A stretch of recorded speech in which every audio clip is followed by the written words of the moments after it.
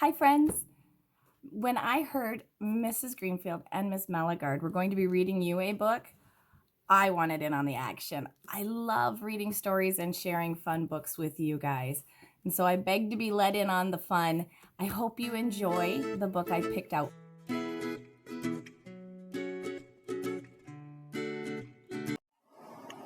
Oona. Words by Kelly DiPucchio. Pictures by Raissa Figueroa. Oona was sweet and a little bit salty, like the ocean where she lived. She was also brave and curious, like most treasure hunters.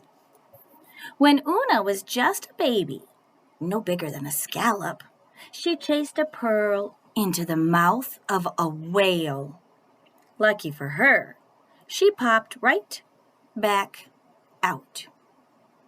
As the years passed, Oona found bigger treasure and even bigger trouble. It's a good thing she has Otto. Oona rescued Otto from an oyster net when he was just a pup. She taught him tricks like sit, roll over, walrus, and her favorite, pufferfish. Oona and Otto searched for treasure nearly every day. They uncovered keys and coins and buttons and bottles. Sometimes they even found lost gold. And sometimes lost glasses. But there was one special treasure Oona could never quite reach. The crown. It was extra sparkly in a way that made Oona's heart thump. But the crown was stuck deep in the rift, and not a pole or a pail or the sticky stick of a snail could get it unstuck. Still, Oona was determined. Her next plan was a good one. She'd knock the crown loose. Unfortunately, the current shifted. The lobster crate and rock drifted, and the squid, well, see for yourself. It's hard to say who was more surprised when the water cleared, Oona or the shark. Her third plan most definitely would have worked if the crabs hadn't been so crabby and the waves hadn't been so wavy, and if that long ship plank hadn't bumped her head hard before the greedy rift gobbled it up too.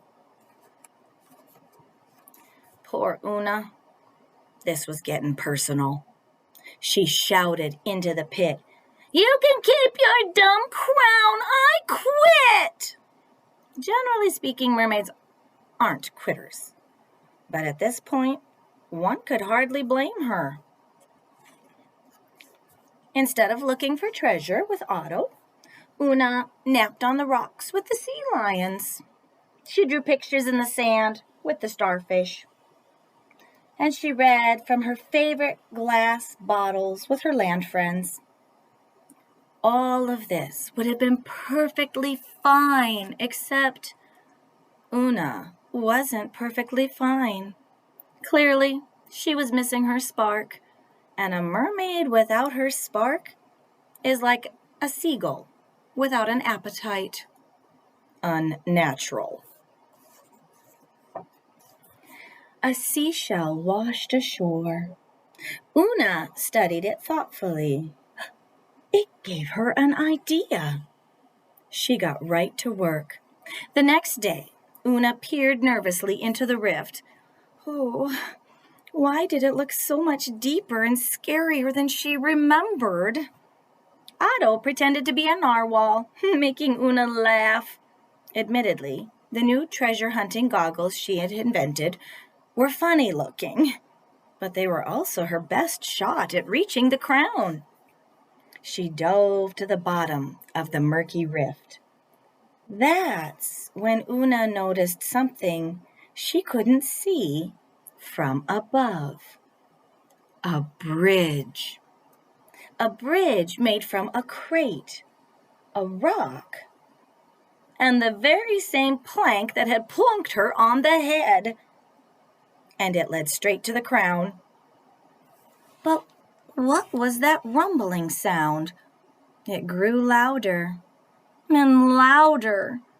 The ocean floor shook, and the water around Oona churned into a thick stew of swirling sand and sea creatures. She couldn't see. She felt trapped. Would the hungry rift gobble her up too? Through the commotion, Oona could hear something else in the distance. It was faint, but comforting and familiar. The whales. Oona sang along until the rumbling stopped and the water cleared. Finally, this was her chance. Oona held her breath. Ready? Steady. Aim. Clink.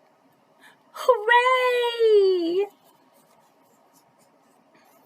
We did it! Oona cheered, placing the crown on her best friend.